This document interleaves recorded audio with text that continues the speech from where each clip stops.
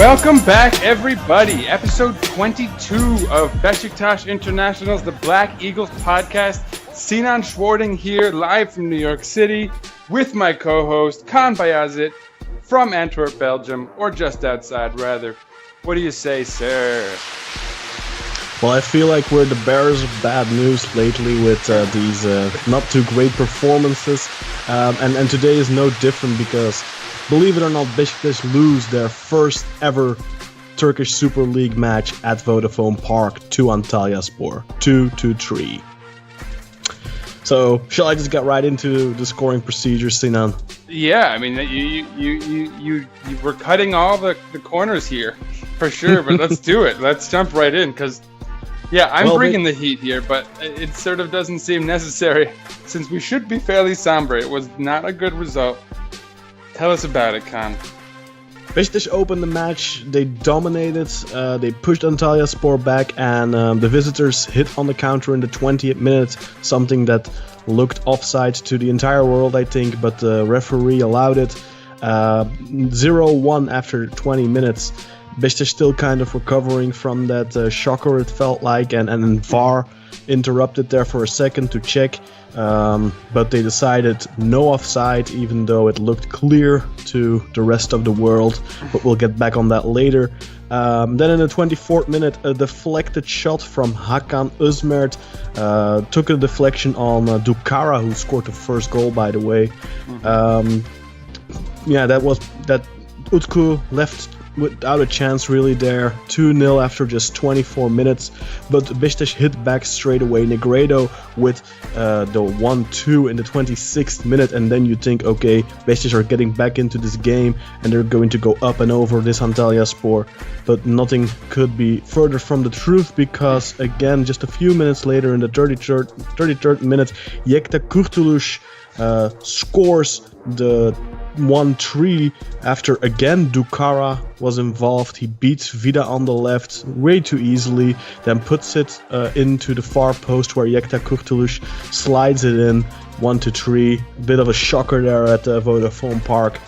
In the meantime, we saw a substitution as well. Tolgay Akslan coming off for Gökhan Gönül in the 36th minute. Şenol Güneş not wasting any time there. We've already seen 2 yellow cards in the first half for Antalyaspor as well. Halftime scoreline is 1-3. Beşiktaş come out of the gate looking for that second goal, looking to get back into the match, and they get that goal relatively early. In the 56th minute, Pepe scores for the second week in a row, makes it 2-3, and then you think again Beşiktaş are going to go up and over, but no, not again. Again, it's not the case, unfortunately, because Antalyaspor, with some substitutions, with some time wasting, all that, managed to kill the rhythm of the game between Pepe's goal and basically the 66th minute or something. I think the ball was barely rolling in those 10 minutes. They really effectively took the schwung out of the match there. Plenty of yellow cards in the remainder of the second half. Chances for Beşiktaş, but no goal. And the final scoreline reads Beşiktaş 2, Antalyaspor 3. The schwung. Yeah, schwung. that's a good one. That's a good trivia word there. What does that mean? Schwung. The energy. Yeah, kind of like that. Like bring some schwung in the match. Nice. I guess it's something you Americans say. I don't know if it's something that's used in the English language, but it's definitely something we use. But yeah, Sinan, 2-3 loss. Going into this match, I think we all thought to ourselves, great game. Fenerbahce lost yesterday. They lost last week. They already lost 2 of their opening 3 games. We won our 2 first games. I think everyone was thinking, we're just going to win this match today at Vodafone Park and we'll be 6 points clear from Fenerbahce and 3 points clear from Başakşehir, who still have to play. So it could be 6 points instead of 3. And then Galatasaray still have to play. So I think nobody was, thinking about losing this game. Neither was I. Were you? Certainly not. Yeah. Gosh, of course, when you hear that Tolga Zengin's down and that we have Utku coming in, a young 20-year-old keeper. 21, yeah. 21-year-old keeper who's never played before in a competitive match. Of course, you start to think, that could be problematic. But I actually mentioned him first because I think that for one to blame him for this result would actually not be entirely fair.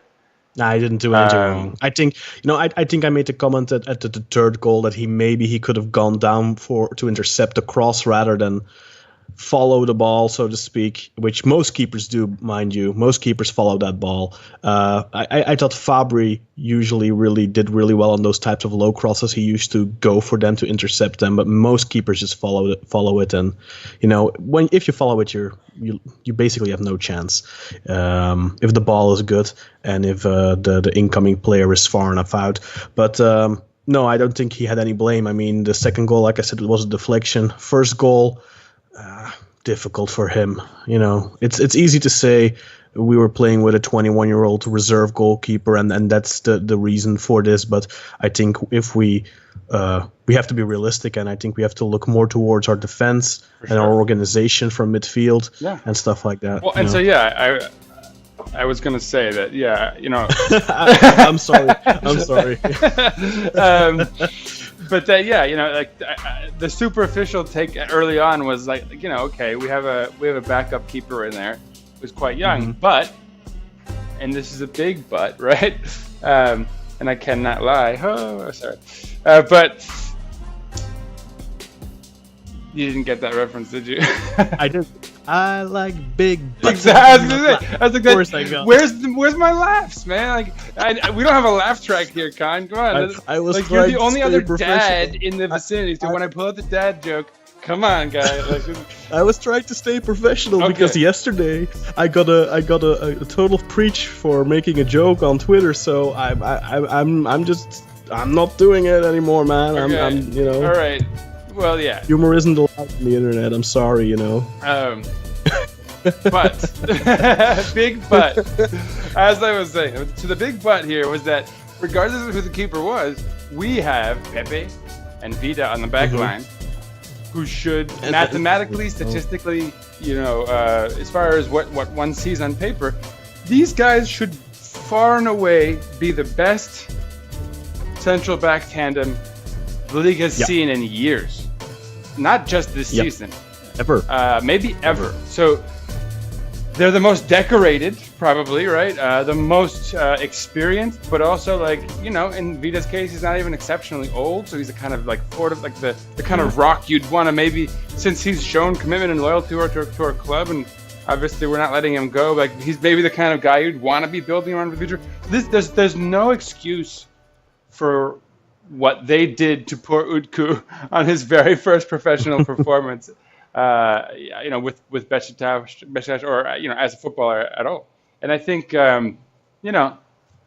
his first league appearance. He's made a couple in the cup, but if we're kind of veering towards efficiency with this episode, and I'm going to cut straight into highlights and lowlights. I'm just going to quickly give my lowlight to that back line. And if I have to pick one of those two, I'd certainly, I think, pick Vida, who was, and again, he's the one who you really want performing the best at this stage, because either we want his value to stay where it is so that we can make some money off him in the winter, or we want him to be that solid type of person we're building around on the back line for years to come. So whatever the outcome is, he needs to be a lot better than he was in that first half. And to everyone's credit, the second half was a much cleaner,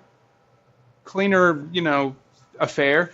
The defense was more solid and kind of confident. Even Utku seemed to sort of settle in, and he made some, kind of dangerous charges out of the goal. But he was trying to usher play and get us moving the ball forward quickly. So and he didn't do anything fatal, no fatal errors. He committed a pretty blatant foul at the end there, which may have contributed to us not getting a penalty call, which, in the grand scheme of evaluating, that's kind of a bummer. But at the end of the day, I think if I was going to single out a reason we lost, it would have to be our defense in that first half, and so I'm going to have to put the onus of that on Domagoj Vida, who I think didn't bring it.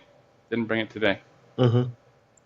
Yeah, I and honestly, I don't want to make up excuses for him, but I'm gonna anyway. But you're going to, yeah. I mean, you need to keep in mind he came into a new league, a new environment, in the winter. Oh, yeah, no, yeah. Didn't. For sure. I'm not hitting the panic Didn't button. have I'm all not, that much time. Sorry, yeah, for sure. He hasn't had much time to gel with Pepe. He hasn't had much. No, I'm not knocking you, but I'm just in general because Vida has gotten some criticism. It needs to be said. Yeah. He hasn't. Yeah. Plus, he didn't. He basically missed the entire preseason because of the World Cup, because of playing the World Cup final. I think that Vida is going to get better. For sure.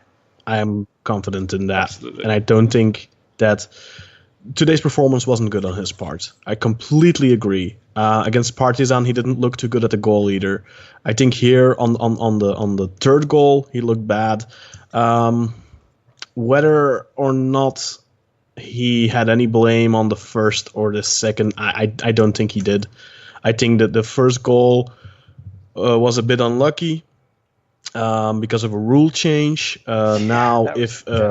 Basically, I have it in front of me here. So if people watched, you have to watch it to understand what I'm going to be talking about in a second here. But I'm just going to read the rule for you in a second. Wait, fuck that. Let me just. And while you're researching that, I might want to give an honorable mention to Tolgai Arslan before I forget. He was really piss poor in the first half.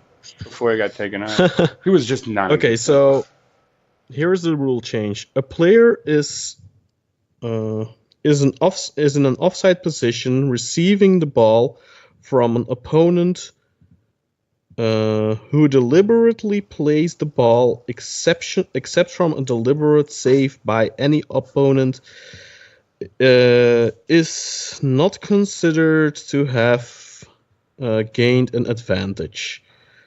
This is going to be totally ununderstandable. Yeah, I was going to say, that's like such weird language. I hate rule book language. A save is when a player stops or attempts to stop a ball which is going into or very close to the goal with any part of the body except hands/arms, unless the goalkeeper is within the penalty area. Basically what that means is because Adriano headed the ball deliberately, he tried to head it away, but he basically headed it in the exact same direction that the ball was going anyway. But because he did that, it is not considered offside, even though Dukara was clearly about 1.5 or 2 meters offside. So this is a brand new rule change.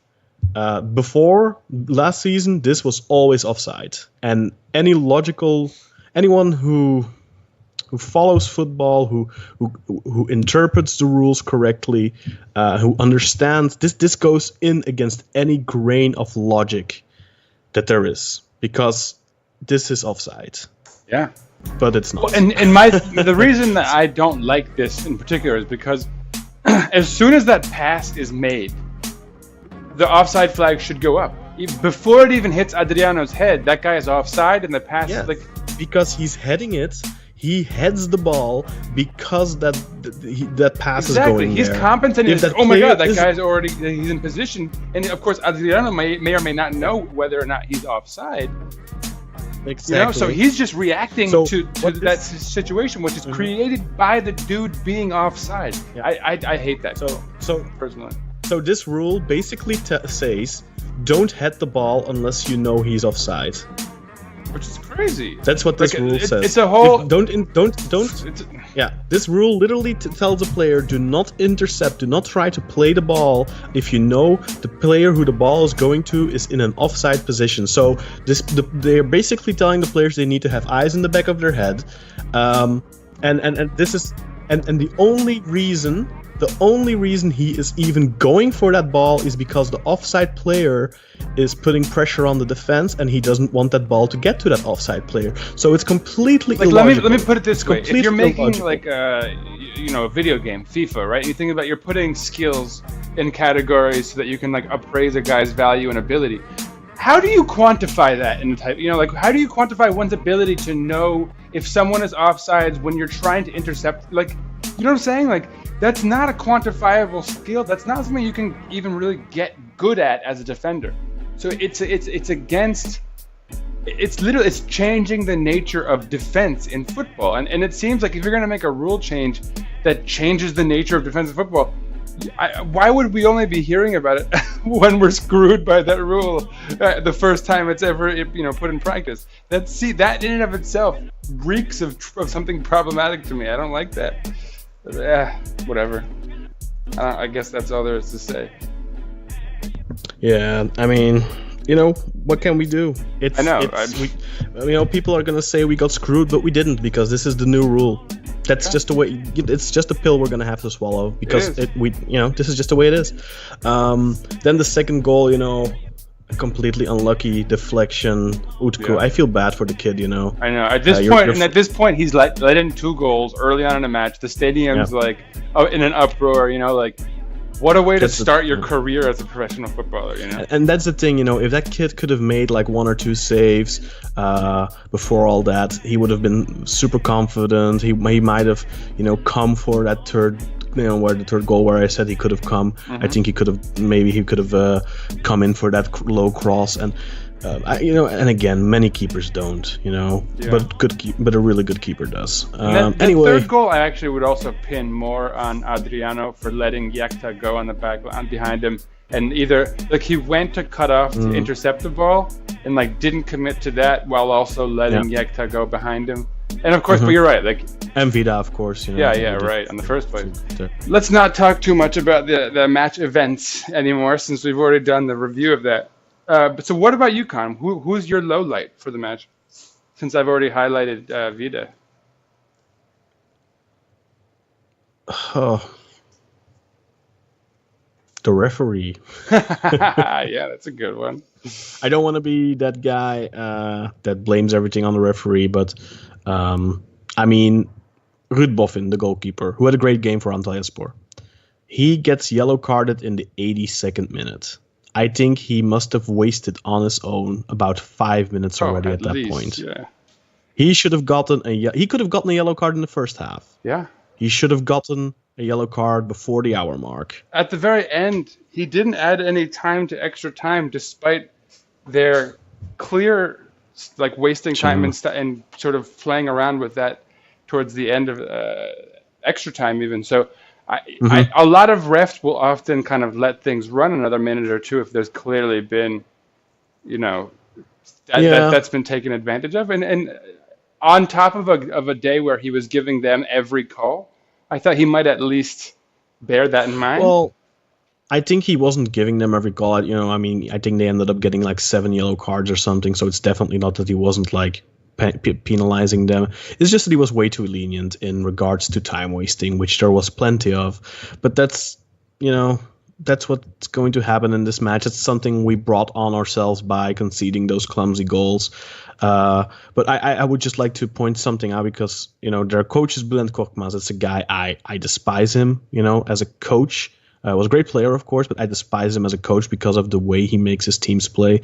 But I do have to give him a little bit of props here, because when we scored in the 56th minute, and I mentioned when I was running down the match proceedings, basically they killed the match for about 10 minutes just by delaying play, an injury, who got subbed off, so that might have not been intentional. Right. But they basically stopped the match from flowing for more than a good 10 minutes, and he used up all his subs before the 66th minute.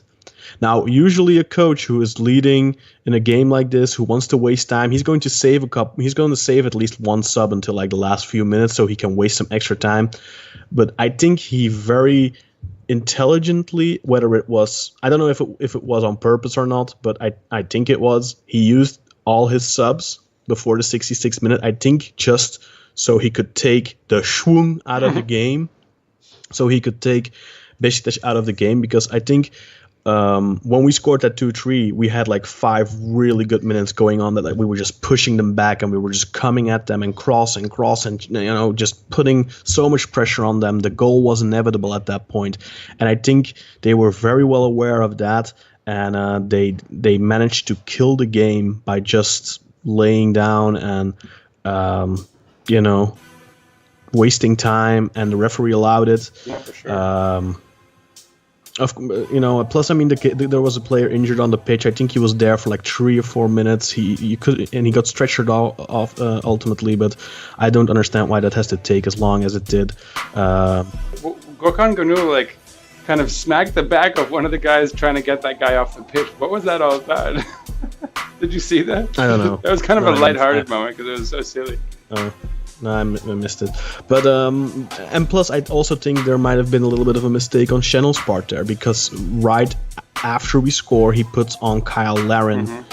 And I honestly don't think that sub paid off. I mean, obviously that's kind of armchair quarterbacking a little bit, because if he scores, you say, oh, what a brilliant master class from Channel, which he could have scored, I think. But I also think that by taking off Vida for Larin and moving Medel to center back and taking a man out of midfield, I think we kind of lost control and were less capable of putting that pressure on Antalyaspor, which we had been putting on them right before we scored the second goal.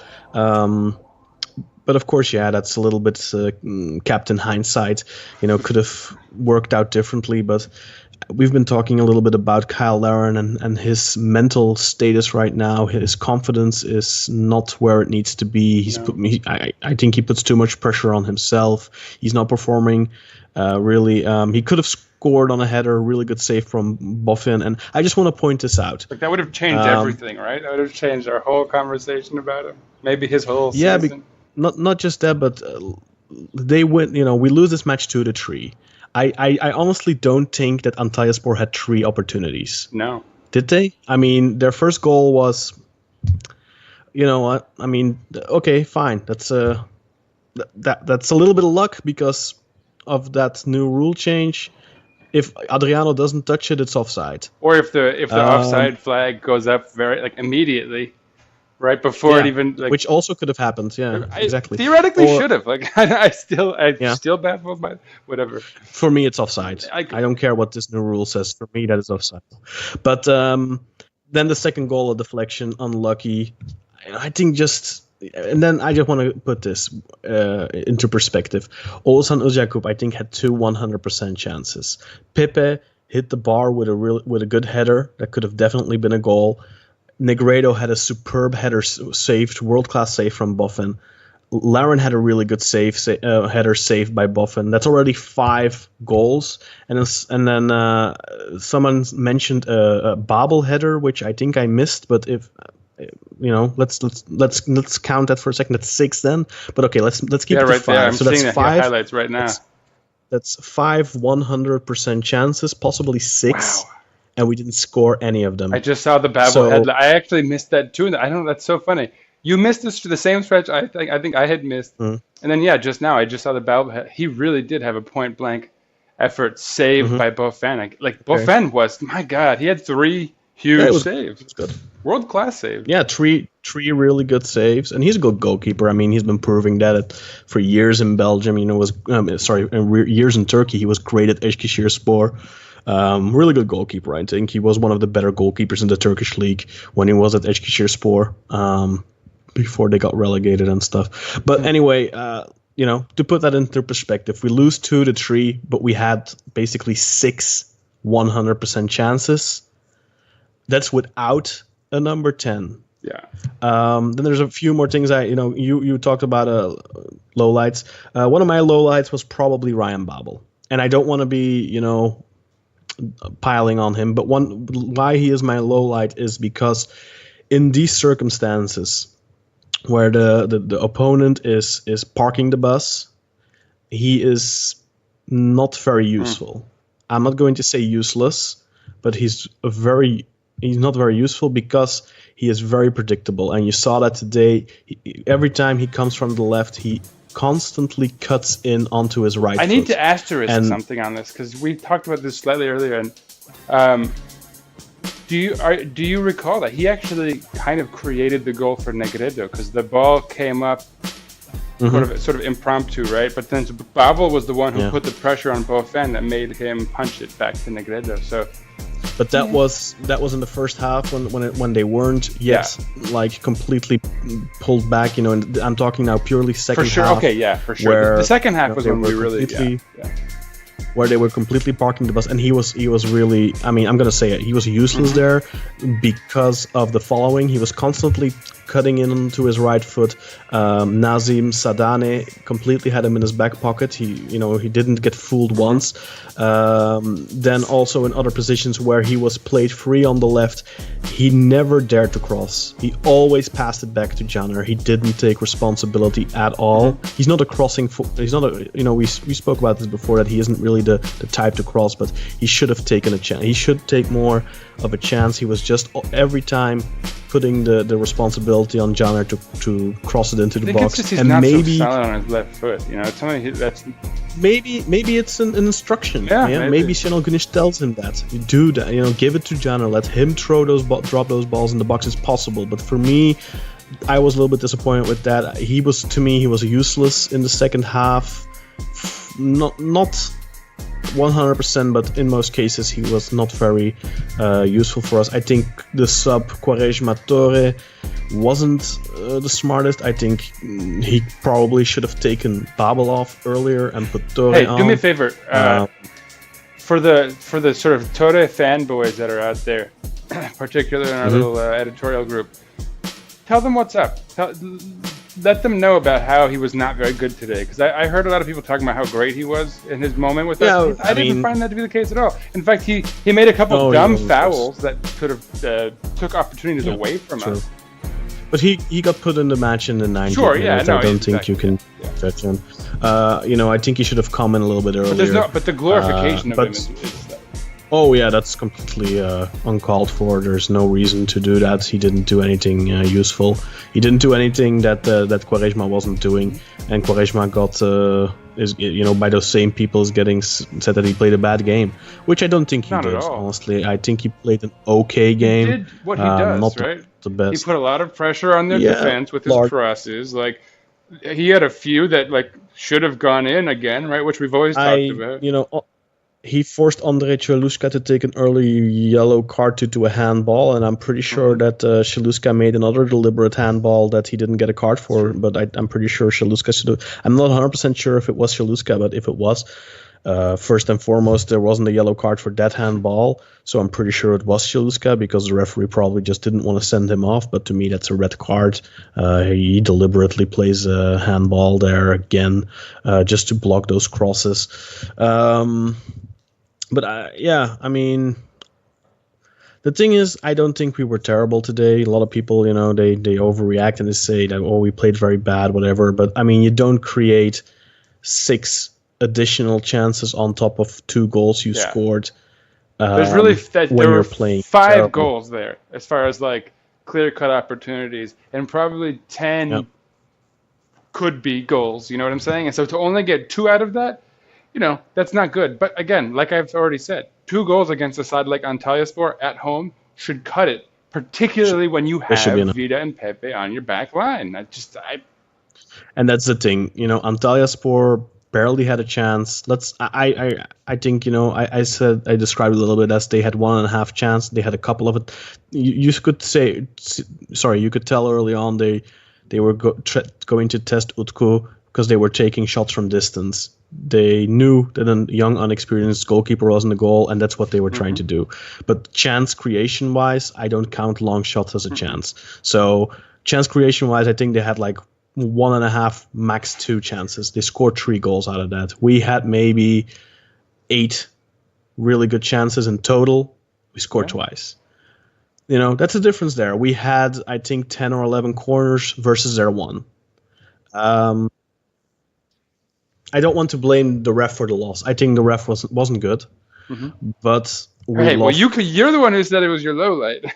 he was my low light because he wasn't good. He wasn't. But it was our own fault that we lost because we were sloppy. Yeah. And we weren't efficient. And despite the fact that I don't agree with people saying that we were poor, we weren't good enough on the day, clearly. Mm-hmm. And the ref didn't deflect the ball into the goal. The ref didn't. Yeah. Well, he did miss the offsides, but the ref didn't allow Yekta to make that kind of actually spirited run throughout the field to get onto the opposite end of the head cross by Dokora. That was not the ref. That was our defenders not stepping up to the plate. Dokara had a good game. Antalyaspor were efficient. They were hungry for that goal, and then afterwards they defended as a block. So kudos to them. Congratulations to them. And you know what? Beşiktaş were going to lose sooner or later at Vodafone Park. Yeah, at least it wasn't to Fenerbahce or Galatasaray, right? At least they don't get to stick that feather in there, to put that feather in their cap, I guess. Right. But there's a silver lining if ever there was. This type of a loss was going to happen sooner or later. And yeah, it's unfortunate that it comes now because it was at early on in the season. This win could have again propelled us into a good run. We have an away game, a difficult away game at Bursaspor next week. I think if you looked at the schedule, most people would have said, okay, going into Bursa with 9 points, then maybe get a draw there or something. 10 points, that's fine. Now you're going in there with 6 points instead. You're looking at a very difficult away game. Our 10 isn't here yet. He will be there by then, hopefully. But is he going to? Because the window will be closed. But is Şenol Güneş going to put that guy in straight away? Is Loris Karius going to make his debut against Bursaspor? Against Bursa on the road? No, that's not the best scenario you can think of either, because Karius, I think he needs confidence. He's a great goalkeeper, no doubt, but he's going to need confidence, and maybe away against Bursa is putting a little bit much pressure on him. Although honestly, I would put him in straight away, I think. But I don't want to see Tolga in there. But that's another debate. But I don't know. In terms of highlights, I don't really have any. If I'm quite honest, maybe that Negredo got on the score sheet again. It might be a slight. And he was active. He was good. He was a little active. Good in the first half. He had another nice chance that was stopped. Yeah, he was good in the first half. I think he faded a little bit in the second half, but that's not. Everyone did. That's not to be unexpected, I think. So yeah, unfortunate. We lose 2-3 at home. We should have won this game, but we didn't. Let's move on. Yeah, I think that's a good tone to strike. Yeah. And any other news? Is there any news to report? Do we have any content for part 2 here? Of course we do. Really big. Good. Of course. What are you talking about? When did we not? Let's get right into it. We already alluded to him shortly previously. Loris Karius, he has arrived in Istanbul yesterday, or straight from Asgard. Straight from Asgard, yes. I got a lot of positive reactions on that joke. Loris Karius arrived yesterday evening. Maybe by the time you're listening to this, it'll be dated already. So he arrived on Saturday evening in Istanbul, underwent his medical Sunday morning with flying colors. And it was his present at the match, watching the game from the stands. What a match to watch, too. It was a spectacular game in terms of score proceedings and all that stuff. Unfortunately, not a good result for his team and for our team. But yeah, we've got our new goalkeeper. Liverpool have already confirmed the move. It's a 2-year loan. Beşiktaş are yet to disclose details, but it's official. It's done. Loris Karius will be Beşiktaş's goalkeeper for the upcoming 2 years. And I think that's great news. I loved Jurgen Klopp's recorded commentary about the move, about Beşiktaş, about Karius. He was very complimentary of our club. He said we have some good, experienced players in the side, and that now we have a great goalkeeper. And that was a nice touch to sort of wrap it all up, I thought. Yeah, I think it just goes to show you what kind of a class act Jurgen Klopp is, and how good he is with his players. He's really a father figure for those guys. He's just one of the best one of the best coaches in the game today. Class act, that's all I can say about him. I think as far as my favorite, mainstream coach? That everyone kind of, like I don't know if there are any Mourinho fanboys anymore, but for me, Klopp is definitely the one. He's like, if I have a dream coach for like something late in his career, like that would be so amazing if he came to Beşiktaş, like, as a 70-year-old. I don't know. I'm totally on the Klopp bandwagon too. Fantastic coach, fantastic human being, from what I can tell. But yeah, Loris Karius, great move for us. Now we're not going to go too into depth about it. We have already an interview set up for tomorrow, which we'll be recording tomorrow. That's right. With John Townsend. He's also from the US, as you are, of course, and I believe he lives in Chicago. Is this going to be a three-way interview? Yeah, it's going to be a three-way indeed. So we're going to. That's going to be like taken out of context someday, and that's going to haunt me. I have a feeling saying that. Gosh. But we're going to have a little bit of a chat about Loris Karius. You know what? I mean, I'm still kind of I have to admit, a little bit in shock from the game. I guess I don't really know what we should talk about in terms of Karius. Is there anything you would like to add already that you already want to have put out there before tomorrow's episode that'll probably hit on Tuesday? I mean, let's stick to the news, I guess, since we're going to get into analysis on the move with a real expert on the subject anyhow.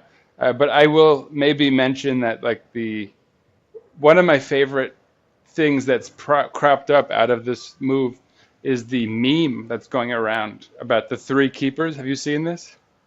No, I haven't. So, like for the three big clubs, that what you often see now is on the left you have the big picture of Karius looking, very handsome in a suit, whatever, and then top right you have a picture of Muslera looking, pretty good, whatever, in a suit. It's like the big three clubs, the world-class keepers. And then you'll have Volkan and like a ridiculous, he'll have like big goofy glasses. So like lately it's like turned into just like, there's just like a picture of a bear instead of Volkan. So like it's regressed into madness. But it's so, on the social media front, that's actually a really funny bit of news that's come out of the latest now. So now the story goes that we have a world-class keeper by that logic, or one of the better of those three, and Volkan is the bear. Well, you know what? I think we got a goalkeeper with a lot of potential, a goalkeeper that showed a lot of talent and quality in Germany at Mainz, a goalkeeper that has showed glimpses of that quality at Liverpool. He gets people like to dogpile on him a little bit, and I have the impression from what I've seen from non-Beşiktaş fans mainly, the thing I see is that I kind of have the feeling that they basically watched him in one game and they assume that that's what he usually does, and that's the Champions League final, which he was unfortunately very poor and made two big mistakes in that game, concussion or not. Concussion or not. It goes full circle to episode 1 of our podcast, where when we were talking about the last season of ours and how people were trapped in a narrative, right? And I said that some people are prisoners of the now, right? They get so focused on what they're seeing now in front of them, they lose the big picture. And the reality is that going into that match against Real Madrid, Liverpool had one of the great up-and-coming keepers that people thought, like, wow, they've got a real guy here. And that one moment, quite frankly, as Beşiktaş fans, we can be very thankful of, because that could be why we have him. If it wasn't for that, he would not play for Beşiktaş right now. Exactly. There's no chance on earth that he would have come at age 20. He only just turned 25, mind you. Like, literally, I think last month or in June. I don't know if it's June or July, but he literally just turned 25. This potentially could be a massive move for Beşiktaş if he works out, because it's a 2-year loan, but there's a sort of built-in obligation to buy if he plays fit, according to what's being reported in England right now. So this isn't official yet, but according to those reports, if he plays in 50% of matches and Beşiktaş qualify for Europe, Beşiktaş have an obligatory buyout clause for 8 million euros. That means after those 2 years is up, which we are paying 2.5 million euros for, we will buy him outright for 8. My God. So at that point, he will be 27 years old. Can you just imagine 10 million in total, around 10 million euro in total, 10 for and a half keeper euros, yeah. going into his prime? And from a keeper's perspective, that might not even be true. He could have a decade ahead of him where he's actually theoretically getting better. I'm excited. Yeah. I think that's I don't think there's even I don't think there's a single downside to this move. And the reality is that through like that meme that I'm talking about, etc., the way even Galatasaray fans are getting in on it, there's a recognition around the league that we have a class keeper here, certainly from the perspective of the Turkish Super League. Now, anyway, let's move on before we get too tied in. Let's do that. So one more big thing that came out Number today. 10. Adem Ljajic. Ljajic from Torino.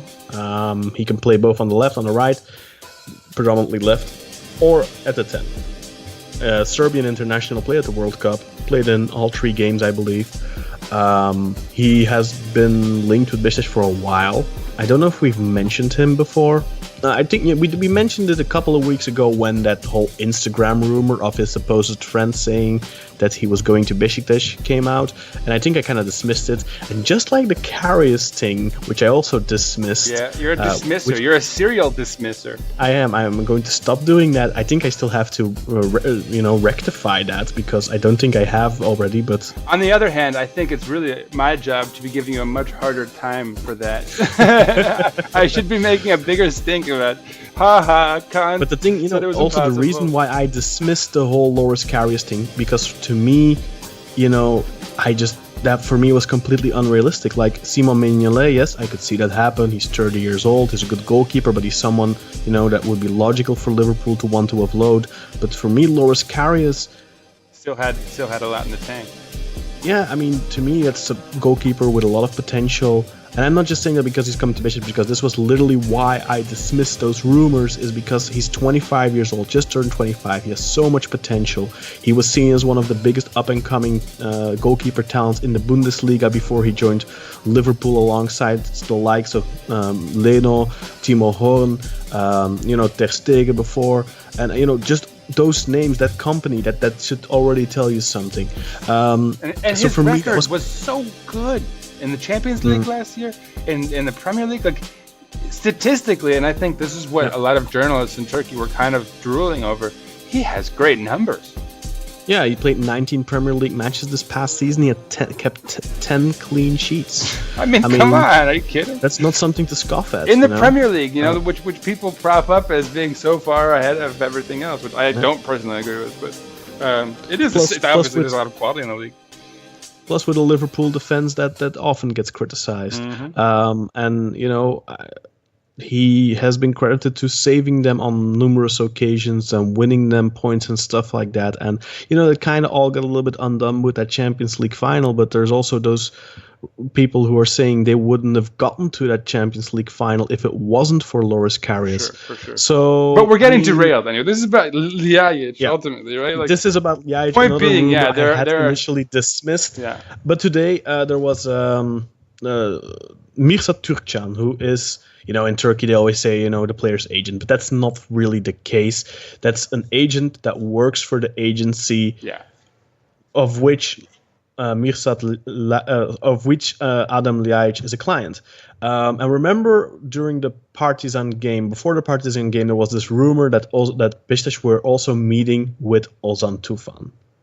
And guess who Ozan Tufan's agency, for under which agency he falls? The same as Adem Ljajic. Yeah, interesting. And it's kind of weird that they would be negotiating in Serbia for Ozan Tufan, right? Sure.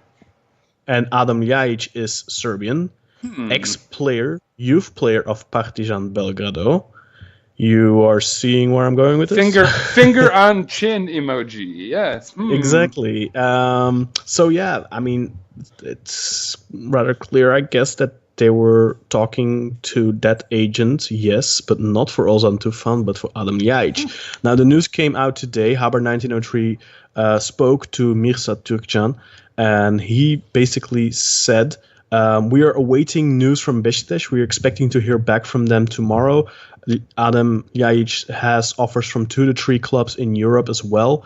Other agents from the agency are dealing with those.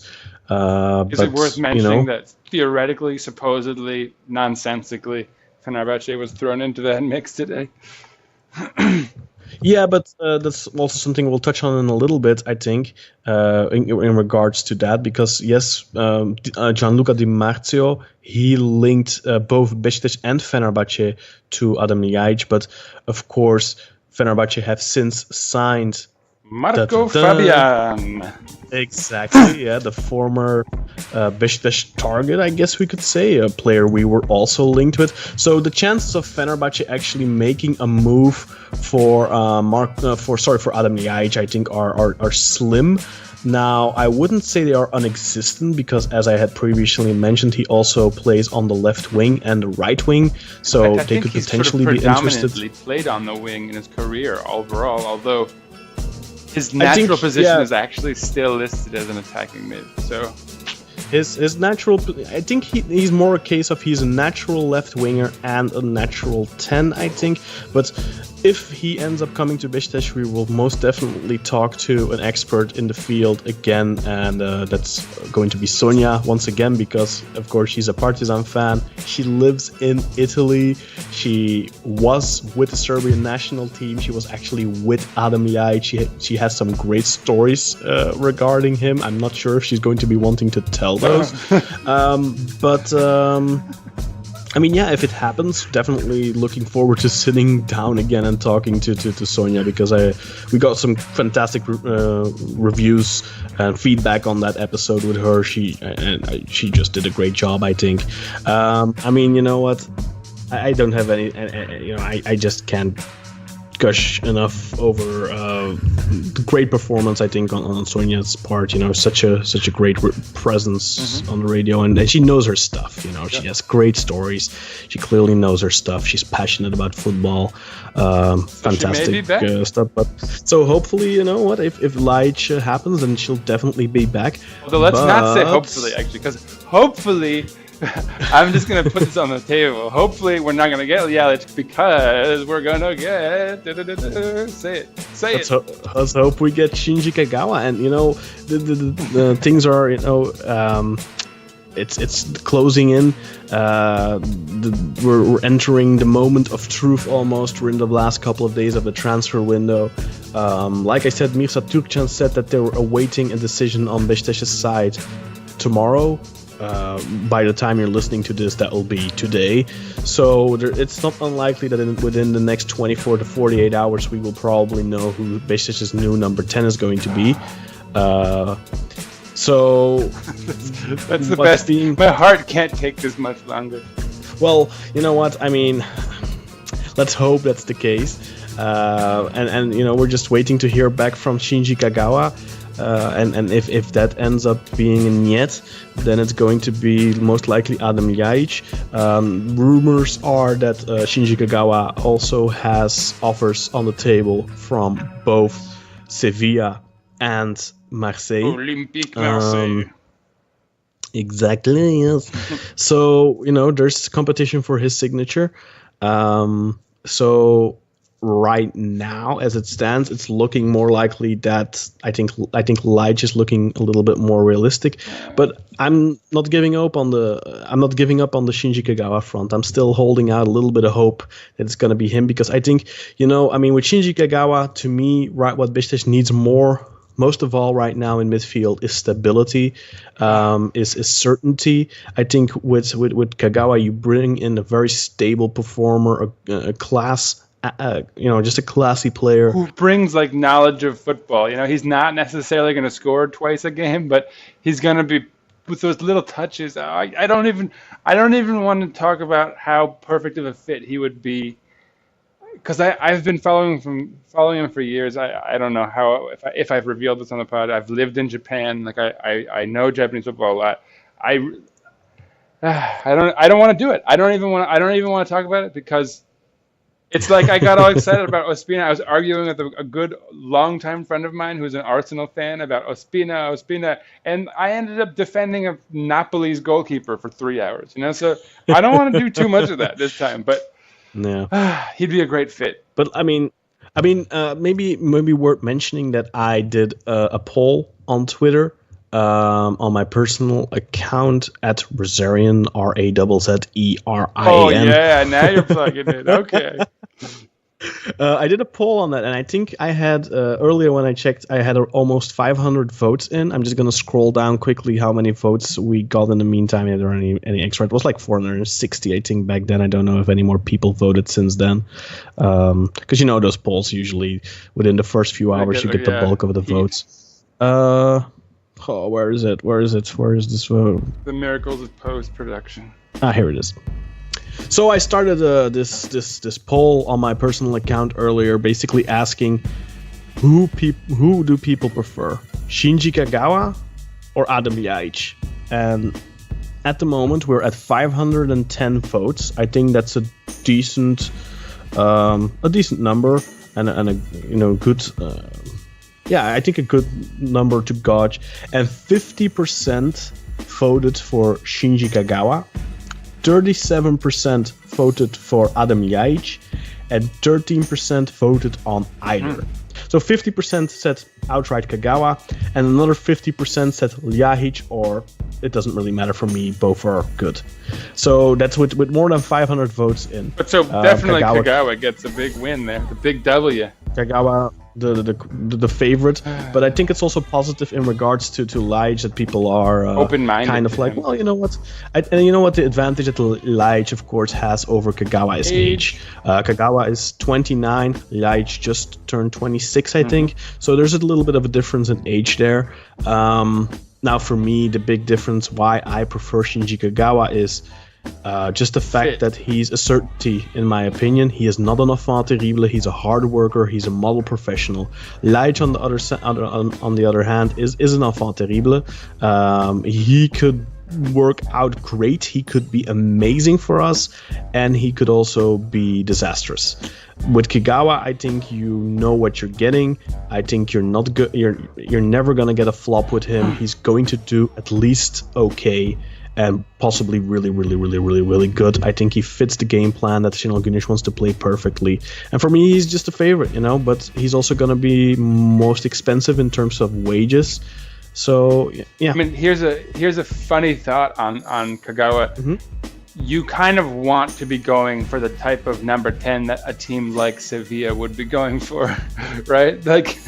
So it's bad that Sevilla is going for him because, of course, he could have a kind of a La Liga thing. But of course, we are biased. Yeah. But I would like to ask you, if you were in Shinji Kagawa's shoes and you weren't a Beşiktaş fan or anything, but what would you prefer? Going to a club like Marseille, who has been unstable for years, it's a chaotic club. It's a great club, but it's a chaotic club. Marseille definitely goes to third for me. And then the what I can't say objectively is how he feels about his career's accomplishments, like the boxes he's ticked off. If he feels like Dortmund is a world-class club, Man U, obviously a very world-class club. If he feels like that, he's achieved enough up there that he doesn't necessarily need La Liga to say he's, world-class or whatever. Yeah. But what do you prefer then? Going to Sevilla and play for fourth place, maybe third place, and be one of many good footballers, or go to Beşiktaş, play for the title, and be the star. And the thing is that you're not even talking about a team that's like of such a lesser caliber than Sevilla, because you're talking about a side that was in the round of 16 of the Champions League last season, right? And the quarterfinal of the Europa League the year before. And with obviously with quality that was in the World Cup, and with Karius just coming in. Plus Sevilla almost went out against Başakşehir in the qualifiers for the Champions League last year. Let's not forget that they were really close to getting knocked out by Başakşehir. So I think it's not unrealistic to say that we're not far off in terms of quality from Sevilla, although we're not in the best place right now, obviously. But then, that's the question that Kagawa should probably be asking himself. Does he want to play for the title? Does he want to be a big star, loved by millions? Or does he want to get lost in the shuffle at Sevilla? That's also a challenge, of course, not to get lost in the shuffle and prove that you're, of an exceptional quality. But the wild card. to me, here's the wild card that I bet not many people have been talking or thinking about. Nagatomo. I bet a lot of it will come down to what Nagatomo has to say about life in Turkey, life in Istanbul, those matches, the atmosphere. But he already said, because Kagawa was linked with Galatasaray a couple of 2 months ago maybe, and he already said, I would love for Shinji to come join me at Galatasaray. Life here is great and all that stuff. So he completely vouched for. Well, let's see. That's a good lifestyle in Turkey. So for me, honestly, I know I'm completely biased. I know, but I'm trying to suspend that. Yeah, you run a Beşiktaş podcast. yeah, and I've dedicated the last 5 years of my life bringing Beşiktaş news to the diaspora Turks that speak English and maybe aren't too well versed in Turkish. So maybe I'm not the most neutral person, but honestly, if I was a football player, wouldn't you want to play in front of some of the greatest fans of the world? Oh, yeah. I'm not going to say definitively the best, but some of the most amazing fans of the world. Be their star, be the team star, maybe win the league, do well in the Europa League. Of course, if you go to Sevilla, you might win the Europa League, but at Sevilla, I just think that there's such a chance to just get lost in. They have so many fun footballers. They don't really have a star. They have great fans too, of course, but being outplayed by someone there and not necessarily locking down a spot, right? With Beşiktaş, it'd be clear that he'd be coming in kind of as a savior. We don't even have a backup number 10, Yeah, plus, he's 29 years old. The chances of him going to the next World Cup are still quite big, I don't know. If I was him, I wouldn't hesitate. But yeah, whatever. But let's end it on the whole Kagawa thing. I think we've this is well documented. We are both of us were totally in the Kagawa camp. But I have to add, if we don't get Kagawa and we end up getting Adem Ljajic, I will be happy with that too, because 26 years old. He, over the last 2 years at Torino, I calculated it earlier, and I might be off 1 or 2 games, but 63 appearances for Torino, involved in 43 goals. I gotta add another asterisk. That is not. Connor's really happy that we're not getting Marco Fabian. that's underlying it all. I am. Yes. And you know what? He might. I'm not saying he's a bad player. He might do really well for Fenerbahce. I'm not saying he's going to be a flop for them. I think he's a relatively low risk move as well. They brought him in on a $1.5 million fee, and they're paying him $1.5 million a year. That's not massive. But I think it's different for Fenerbahce. I think for them that 10 transfer wasn't as important for us. We lost arguably our best player with Anderson Talisca, and I've been saying this for months. We need a marquee signing to replace him. To me, Shinji Kagawa is a marquee signing. To me, Adem Ljajic is a potential marquee signing, but not necessarily. But I will be happy if we do end up getting Ljajic, because, like I said, 26 years old, involved in 43 goals in 63 appearances over the past 2 years. Statistically really good. He is an enfant terrible. He is someone that Şenol Güneş will have his hands full with, but I think he's got to mention, given our financial position, he's probably the more likely option to provide us with a sell-on value at some point, maybe in 2 or 3 seasons, should he find his form, and you know what I'm saying, which we have a very good track record of doing with other players. So. Plus, wages-wise, he is going to be significantly lower than Kagawa. I can almost guarantee you that I highly doubt that he's earning more than $1.5 million a year at Torino, if that. whereas Shinji Kagawa is at €3 million a year at Dortmund. With Alvaro Negredo almost, I think right now it's really looking like he's staying. With him staying on, and then probably getting an automatic extension of his contract, because if he's going to be the main striker, he will get to those 25 official appearances, and then his contract will automatically extend for another year at 4 million guaranteed. I think in that regard, in terms of finances, Adem Ljajic is probably the more prudent move. But you know what? I mean, come Kagawa, on, come to Beşiktaş, Kagawa. If Kagawa gets you to the Champions League, that's 40 million euros you get there, just from that. But I think that's enough for now on the 10. It's going to be clear in the next few days. But that's we've gone on a few rants that's here. enough for today. All right, send us out, Kaan. Let's get the wrap up. All right, so before you start your outro for us, Kaan, let's just mention that we're shortening it a little bit so that we can wrap things up a little quicker. But please do see, in the description for our podcast on whatever it is you're using, iTunes, Podbean, Google Play, whatever it is, you'll see that we're listing our Twitter accounts that you can follow there. I won't even say them anymore. Just go see them for yourself. And we'll also include today's After the Beep guest in the in the list there, so you can find them and follow them as well. But Kaan, send us out on that note. That was actually what I was gonna say.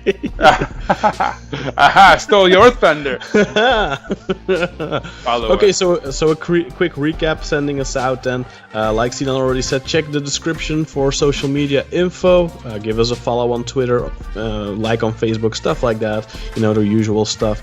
And stay tuned. We're having that special episode on Loris Karius, which we will be recording on Monday.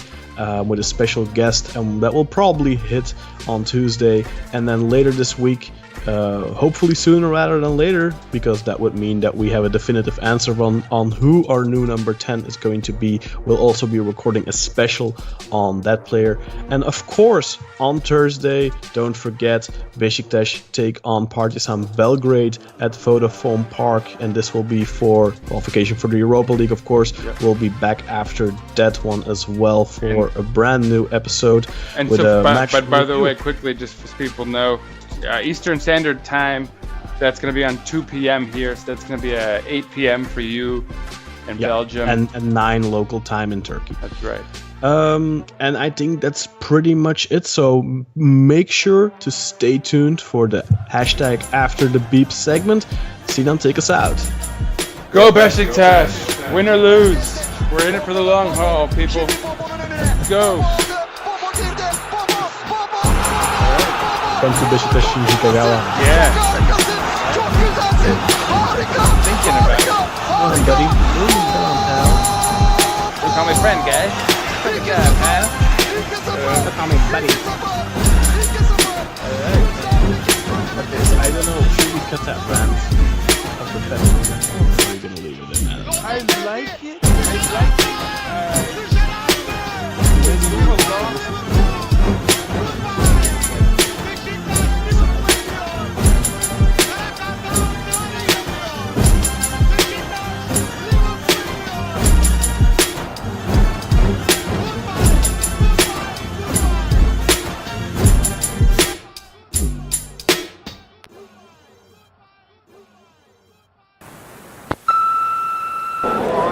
How's it going, guys? Pretty bad first half and down here in the stadium, but what I see is that the fans especially, they believe that we're gonna win the match. Just looking on Twitter right now, Antalya scored an offside goal, so this VAR isn't even working for us, eh? Not surprised at all, not surprised at all. But yeah, 1-3 down in the first half. Let's see what happens, but I have a feeling we're gonna win this match, or at least get a draw. It's not gonna end this way. Let's talk after the game. Last 5 minutes, we're losing by 1. And Antalya is just laying around. with fake injuries. We'll see if we get the third goal, but Frod's been pissing us off. So we'll see what happens. The fans are mad crazy at the moment, especially at the goalkeeper. That's 5. Let's go Eagles. Well, full time, eh? First loss after 45 games, and not really much to say. To be honest, I don't think we played that bad. It was just we were unlucky. Like, being a fan at the stadium is just, there's 3 goals that we conceded. I didn't even get to see it happen. I mean, I saw the goals, but it just didn't make any sense. And obviously, reading from Twitter and all those other places and watching the highlights, it does seem like we conceded an offside goal, and Lauren's penalty wasn't given, so could have been a draw. But yeah, we lost. Just hope that the board takes action. We need the number 10 for sure, and I also think we need a forward player. I don't know if it would be a side forward or striker, but just Negredo is not a 90-minute player. Lauren is obviously not ready. Babel is, like I've said last time, I'm not really happy with how he plays. And I don't know about this game. I just felt like, though, Ozzy was very, very off. Don't know why he played for 90 minutes. And what do we have? 59 crosses? 59? Really? Like, is that even our play? Why are we doing this? Why have we been doing this? I don't know. It's not about the result, it's just the whole game needs to change. Hopefully Thursday will be better. Cheers.